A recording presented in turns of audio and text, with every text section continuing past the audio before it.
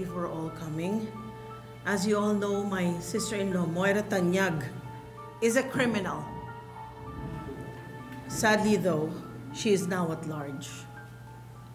We believe na nasa labas na siya ng Pilipinas. Kaya nandito kami sa harap ninyo, humihingi ng tulong nyo. Lalo na sa mga kababayan natin sa ibang bansa.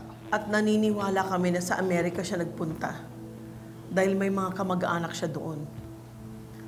So nananawagan po kami sa mga kababayan natin sa Amerika. If you see her, maaari lang po sana na ipagbigay alam sa mga persons of authority dahil wanted po siya dito sa Pilipinas. Pero may posibilidad din na nasa ibang bansa siya. Although hindi natin alam kung nasaan.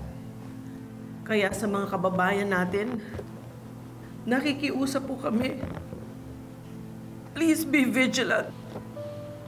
Dahil maaaring kung nasaan kayo, ay dyan din papunta ang taong tumangay sa papa namin. At ang dahilan kung bakit hanggang ngayon wala pa rin siyang malay. We are willing to offer 1 million pesos as a reward para sa taong makapagtuturo po sa kanya. Nakikiusap po kami.